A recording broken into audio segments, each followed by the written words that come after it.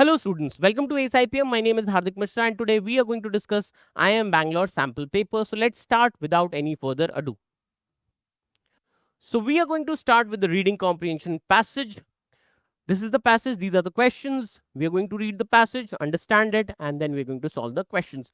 So let's start. It says, in an age dominated by hyper-consumerism and the calculated manipulation of desire, contemporary parenting has become an increasingly formidable undertaking. That means parenting has become a difficult task in the age of hyper consumerism and in the age where desires are being manipulated. Okay. Further, it says a significant number of parents appear unable or unwilling. That means either they are not able to or they are not willing to assert meaningful boundaries. That means they are unable to set limits, thereby nurturing children whose impulses are continuously inflamed by meticulously engineered commercial appeals. That means the children are getting attracted towards, these materialistic things, this consumerism. For many of these children, the acquisition of desired commodities offers only fleeting gratification. Each fulfillment merely intensifies an already voracious appetite for more. So, what happens to many of these children? The acquisition of desired commodities offers fleeting gratification. That means they acquire something, and after some time they get what? They get bored. They're not interested in that particular thing, and now they want something else, and this goes on and on and on. So the first paragraph is talking about the problem. The second paragraph says this troubling dynamic has compelled psychologists, educators, and reflective parents to advocate an urgent reorientation toward enduring moral values such as industry, contentment, integrity, and compassion. Now, psychologists, educators, and parents, reflective parents, they want that these children should, should be directed towards what? Towards enduring moral values such as industry. Industry means hard work, contentment, integrity, and compassion. So all these good things, good values should be inculcated in them. Yet the endeavor to impose limits has never been more complex. Now this particular task of setting limits has become really, really difficult, and also now the repercussions more consequential, and the results also have become serious, and they have become grave. Now the next, it says emerging studies of adults who were excessively indulged during childhood reveal a disheartening pattern. What is the pattern? Let's understand. Individuals inundated with abundance prematurely often struggle to withstand life's inevitable frustrations. Okay, so these children who have access to everything, whatever they want, so what happens to them? They're not able to endure the life's frustrations. They're not able to deal with the frustrations. Okay, their early experiences foster a distorted sense of entitlement that impedes professional achievement and destabilizes personal relationships. So what happens to them? Their early experiences foster distorted sense of entitlement.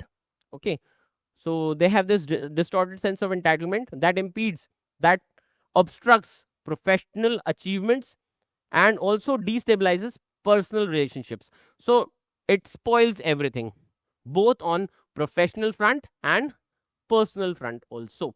Now the third paragraph, it says, consequently, it is imperative. That means it has become important. What has become important? That parents deliberately cultivate in their children an awareness of gratitude, self-discipline, and emotional resilience. That means these things should be inculcated in the children.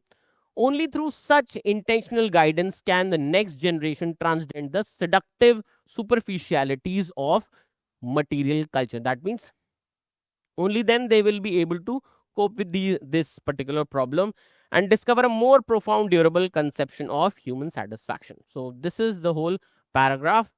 Talks about the problem, then talks about the impact of the problem, and then talks about how it can be resolved. So, let's talk about the first question. It says, identify the suitable title for the passage.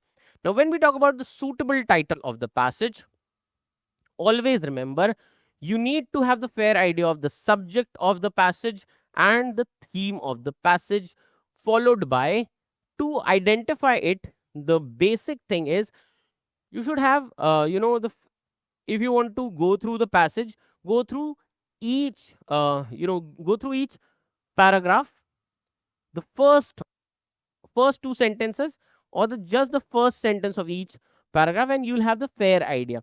Okay, talking about the title question, it should directly reflect. Okay, it should directly reflect, because it is like a mirror to what? To the passage. Okay, so it should directly reflect the passage, the contents of the passage. So let's look at the first option. It says entitlement and its echoes. That means things that are related to entitlement. That means this consumerism. The hidden cost of indulgent parenting. Of course, if they're not willing to or they are unable to control their um, children, this is going to happen, and this is going to be the implication. Of course, majority of the things are discussed in this particular context only. Parenting in the age of anti-consumerism, again wrong. This is not going to be the answer. Why? Because not talking about anti-consumerism. Raising resilience, reclaiming childhood through material excess, again out of context. D says teaching tricks of life. Now the option should not be uh, too much generic. It should be related to the passage. Now this is very generic in terms, so that's why D cannot be the answer. The answer is option A. For the first question, the answer is option A for apple. Moving to the next question, it says select the correct summary. Now when we talk about the summary question, what are we looking at? We are looking at the keywords. Okay, summary means crux of the passage. You should remember, you should have a fair idea of keywords. I have told you time and again, if possible, keep a note of keywords, and this is going to help you in these questions. If you have the fair idea of the keywords, it is going to be a very easy question for you. So A says studies show that indulged children become adults who are incapable of profession. Now this is just a small part which is mentioned over here, so a lot of people may get confused and they mark option A, but not just a small part. It has to cover everything. Summary should cover everything. Crux, overall crux. B says contemporary parenting must deliberately inculcate moral fortitude and emotional resilience. For what? To counteract the pernicious effects, that means harmful effects of consumerist indulgence. Now it is covering almost everything. C says parents are largely helpless against commercial forces and must rely on educators. No mention of reliance on somebody for some purpose to instill moral values in the children. Again, wrong. D says primary goal of modern parenting should be to completely shield children from all commercial influences and material desires. Now, when we talk about option D, most of you would, tempt to mark option D, but let me explain. The passage is is not asking children to stop everything completely. Rather, it talks about, setting limits. Parents should do what? They should set limits. So, option D is like extreme. It is pretty much what? It is pretty much extreme in that term. And always remember, extreme option choices can never be the answer. And that is why D is not the correct answer. The correct answer is option B. Okay, for the second question, answer is option B. Now let's move to the third one. It says the passage argues that the fulfillment of a child's material desires in a consumerist society results in what specific outcome? Now, straightforward, it is written over here. For many of these children, the acquisition of desired commodities offers only fleeting gratification. Each fulfillment merely intensifies an already voracious appetite for more. That means they crave for even more. So, long term state of contentment and satiety, wrong. B says development of a critical awareness of commercial manipulation. Again, not the answer. Cyclic intensification of desire for further acquisition. That means they crave for more. They get something, they crave for something else, they get something else, they crave for something else. So this goes on and on. So the answer should be C.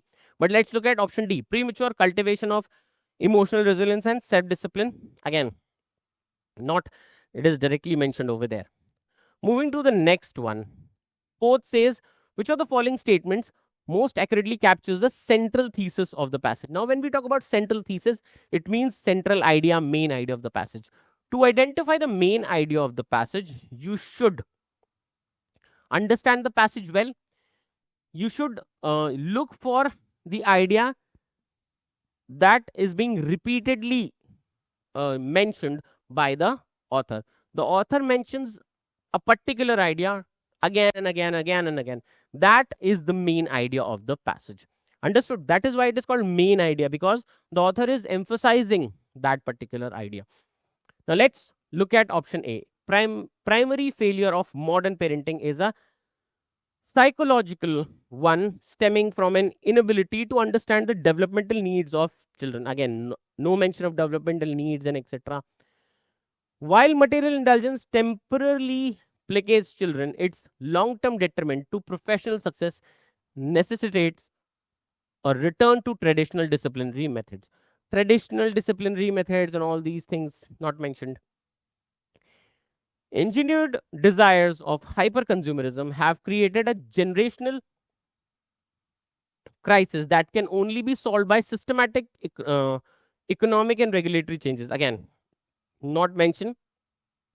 Answer is option D. To counteract the corrosive effects of consumerism on juvenile development, a conscious parental effort to cultivate moral and emotional resilience is critically needed. This means something is required to, to overcome this problem, and this is mentioned in option D. So the answer is option D. Now let's revise the answers. Question number 1, answer A. Question number 2, answer B. Question number 3, answer C. And question number 4, answer is option 4. So this is how it is, all the answers of all the questions of first passage. Okay, so here we have the next passage. Let's read the passage, understand it well, and then we are going to solve the questions once again.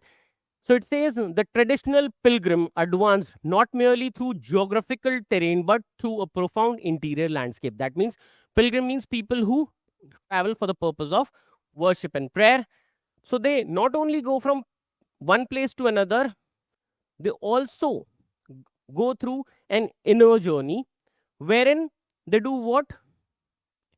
Which gives rise to a transcendent sense of belonging. That means a deep sense of connection that disseminated a universal message of fraternity. That means message of brotherhood. That means they spread the message of brotherhood.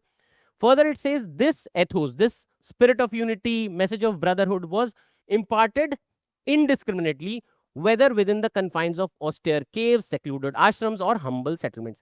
That means they don't discriminate when they spread this message. They, spread this message everywhere in reciprocation of their devout observance of pilgrimage dharma that they follow. They received the benediction and sagacious congregations of yogis and mahatmas.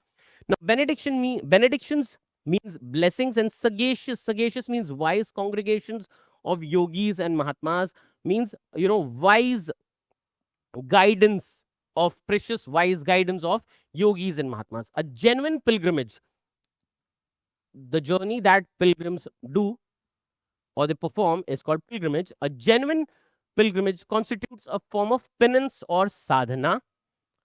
Okay, an austere endeavor to commune with nature and cultivating an indivisible unity with it. So they see the basic thing is given over here, that genuine pilgrimage means, it constitutes, it has penance or sadhana that they call, and they seek what? Connection with nature, which is indivisible. Okay.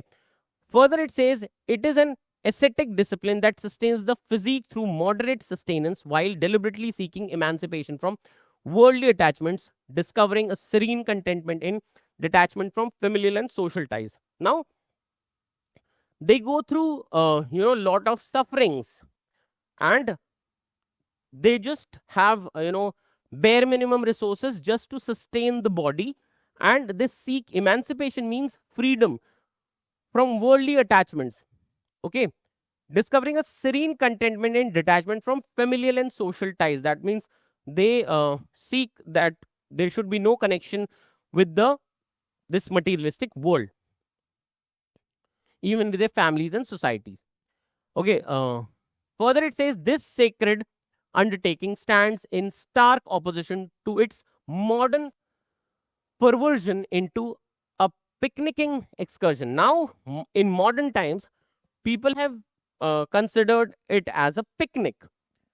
They do what? Characterized by populous retinues. That means huge number of people go, commodious comforts. That means, with lots and lots of luxury, frivolous entertainment. That means unnecessary, unwanted entertainment, and environmental disregard. That means they also don't respect the nature and environment.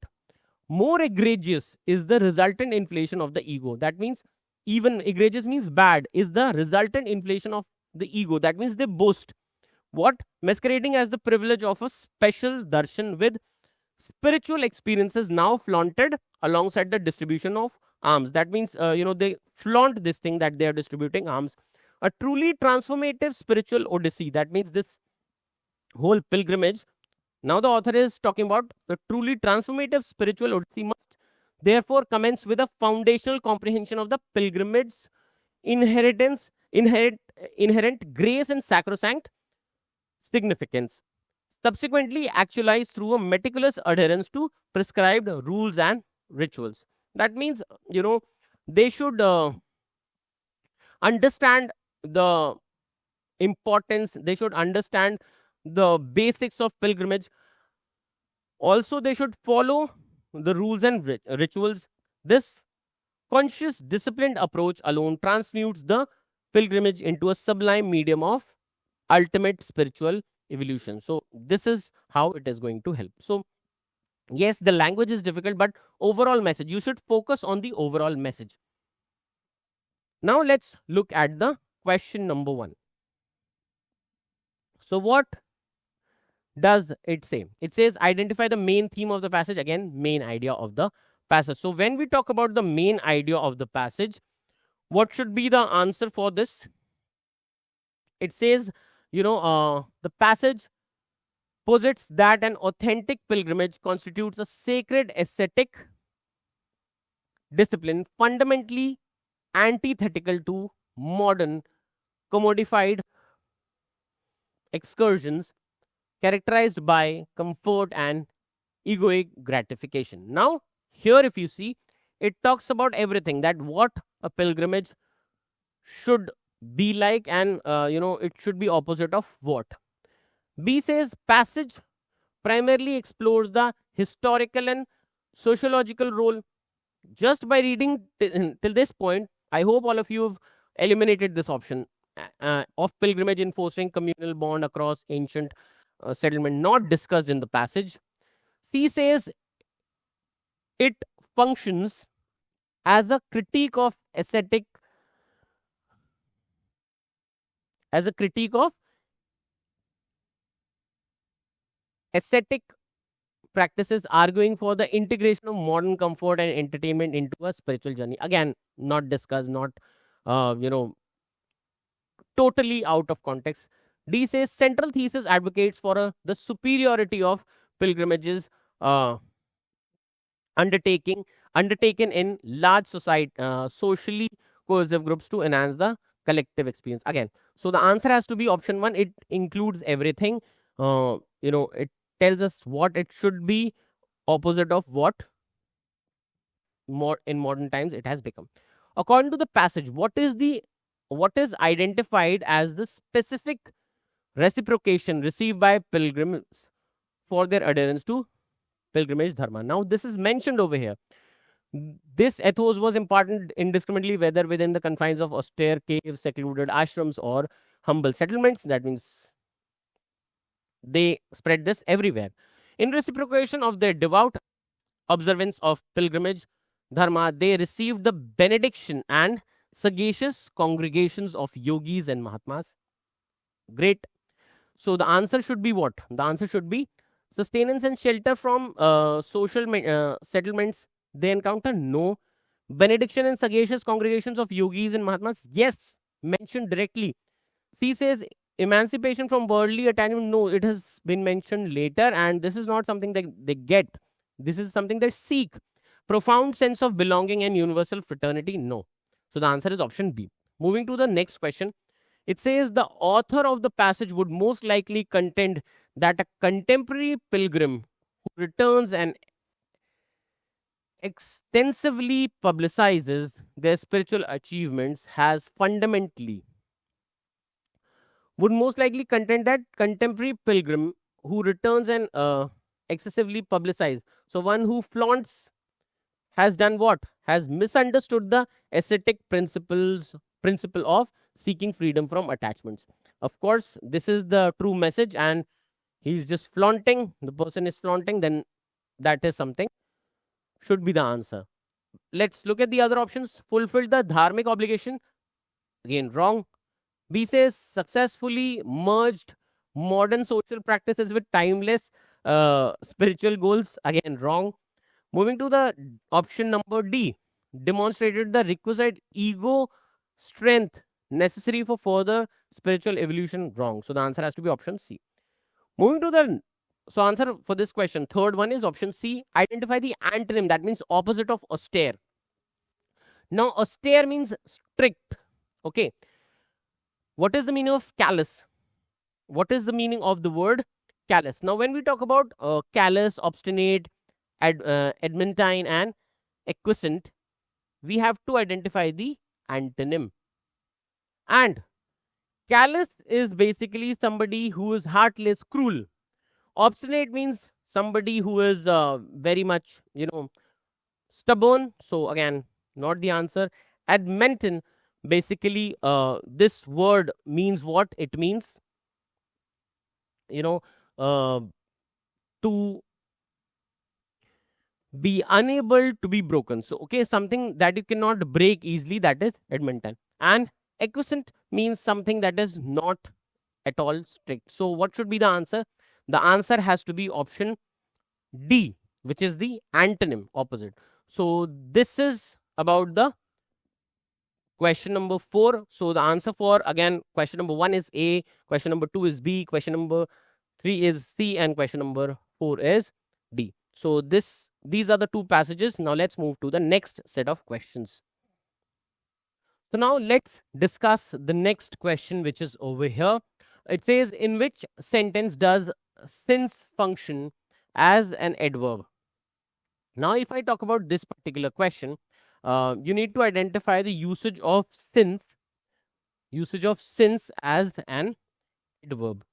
Now, to identify this, we need to read all the sentences. Let's read the first sentence. It says, we have been friends since childhood. Now, the word childhood, this is noun. I hope all of you understand this is abstract noun. And because it is abstract noun, basically it is because it is a noun. Okay? Because it is a noun. So, before noun, if since is coming, here since is a preposition. Okay. If since is coming before a noun, then it is a preposition.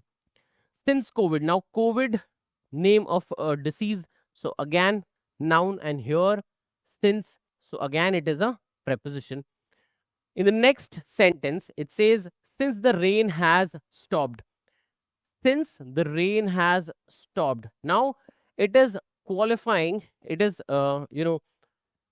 qualifying the entire clause. So, here it is what? It has been used as a subjunctive, subordinate. It has been used as a subordinating conjunction. It has been used as a subordinating conjunction. Here it has been used as a subordinating conjunction. The next one is I met him years ago and haven't seen him since then. Whenever you see since at the end of the sentence, the word here has been used as an adverb. Understood? So here the word has been used as an adverb. Here it is subordinating conjunction. Here it is preposition in A and B. So the answer has to be what? The answer has to be option D here. It has been used as an adverb. Now let's move to the next question. It says it's a 4 blank, fill in the blanks. So it says a good teacher must possess what? Intuition, insight, awareness, empathy. We don't know. We need to read further to understand her students. So to understand, do you need gut feeling? Do you need insight? That means to understand somebody deeply, you need insight. Do you need awareness? Do you need empathy? Now we can eliminate option C. Why? Because awareness is kind of a broad term, and compared to A, B, and D, we have which are better options compared to C. So we can easily eliminate option C just on this basis. So C is not the answer. Now, between intuition, insight, and empathy, empathy means to understand what the person in front is feeling, to feel the same thing. So this is a characteristic of a good teacher. Insight, okay. Intuition, again, gut feeling is not something you need to understand. Empathy is something that you need to understand somebody, because you need to feel the same thing. To understand somebody, you need to feel the same thing. Okay, so that's why either B or D should be the answer. Insight is also not very good, but yes, can be managed if other options are also good. Show dash in dealing with their mistakes. Composure or patience.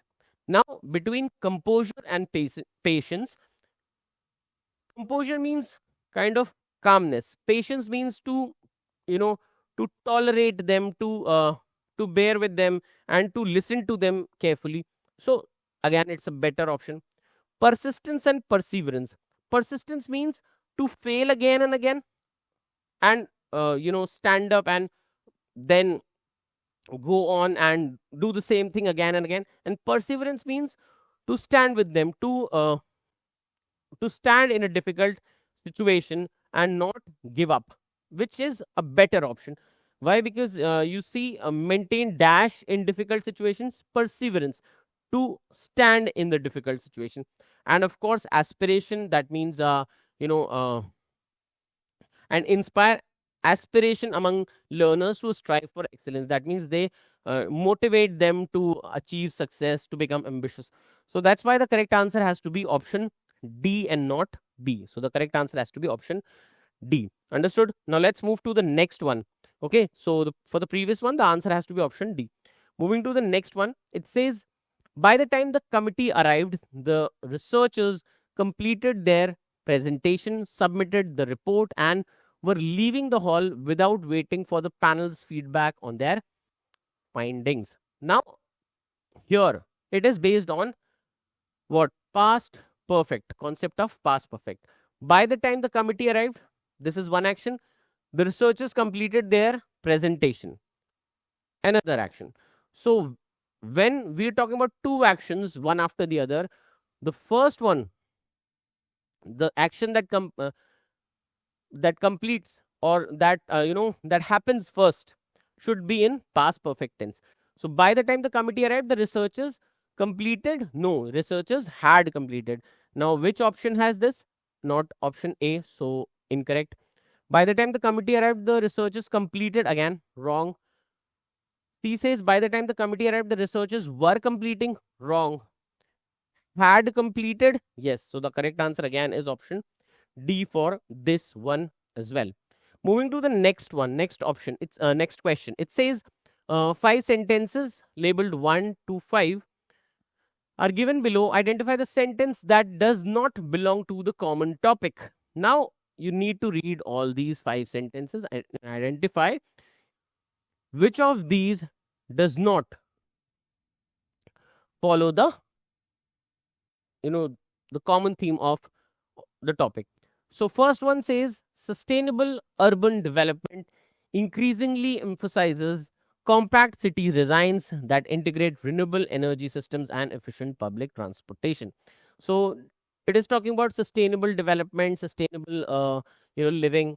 Second one says circular economy frameworks encourage industries to design products with longer life cycles in reducing waste and resource extraction. Now again, this is also talking about sustainability again, and urban development and all these things. So again, this follows the common topic. C says, the third one says large scale coral bleaching has disrupted oceanic ecosystems, highlighting the vulnerability of marine biodiversity to rising global temperatures. Now, third one, if I talk about this third one, this is talking in terms of ecosystem. This is talking about and of course it has a negative tone, and it is talking about the ecosystem nature. On the other hand, first and second talking about sustainable development, sustainable living. Let's look at the next one, which is technological innovation in waste management systems is emerging as a cornerstone. That means something important for eco-conscious city planning and governance. Again, sustainability, sustainable living, urban development, and all following the theme. The first, second, and fourth are following the theme. Governments across the world are implementing green infrastructure policies to balance economic expansion with environmental resilience. Now, this one is also on the same track. Governments across the world are implementing green infrastructure policies to balance economic expansion with environmental resilience. Again, in some way or the other, talking about sustainability. Only option 3, this sentence is not following. So the answer has to be option D again, sentence number 3.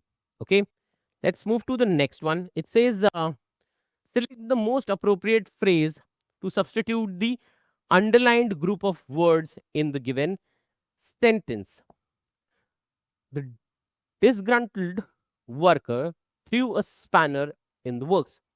Now, threw a spanner is an idiomatic expression which means to to disrupt or spoil whatever is going on. So the answer has to be what? The answer has to be option C, to disrupt the proceedings, to disrupt, to obstruct whatever work is going on. So the answer has to be option C for this particular question. Understood? So now a few of you would be thinking that why not option A? Now pull the plug. Pulled the plug means to stop something completely. On the other hand, through a spanner means to disrupt, okay, to bring obstructions in whatever work that is going on. So that's why the answer is option C. Moving to the next question. Choose the most appropriate word that represents the underlined word in the sentence below. Now, in this question, you need to choose the most appropriate word that represents the underlined word in the sentence below. That means similar meaning. In the attempt to destroy the opposing team completely, the Indian team launched a coordinated attack on them. Succinctly means briefly, concisely. Comprehensively means completely. Dramatically. Vigorously means what? Vigorously means, with passion and energy. So the answer has to be option B, comprehensively. Understood? So moving to the next one. Okay, so that's why the answer has to be option B. Moving to the next one. The Ajanta and Ellora caves, nestled in the rugged hills of Maharashtra, stand as monumental testaments to India's artistic and spiritual dash. Tale means story, history, reality, legacy. See, now a few of you would be confused between B and D. Because in this particular question, what you need to do, choose the most appropriate word missing in the following sentence. So you need to identify the correct word. Now, history means history is related to, some specific events. Okay. On the other hand, legacy is related to, so that is events of the past. Okay. On the other hand, if I talk about legacy, so legacy means what our past has given us or passed. Okay. So here it is talking about that the Ajanta and Ellora caves nestled in the rugged hills of Maharashtra stand as monumental testaments to India's artistic and spiritual legacy. That means, since a long time, we have been doing this particular thing, and it's just a testament. So that's why the answer has to be legacy, what our ancestors have been following. So that's why the answer is not history, because it is not talking about any event or events of the past, but it is talking about what our past has given us. Okay, given to us. So that's why the answer has to be option D. So this was the last question from this particular sample paper. I hope all of you have understood the things that we've discussed in this particular session. Thank you. Have a nice day. Enjoy yourselves. Be safe and peace out. And as always, say, work hard and stay humble. Bye bye. Take care and see you in the next video.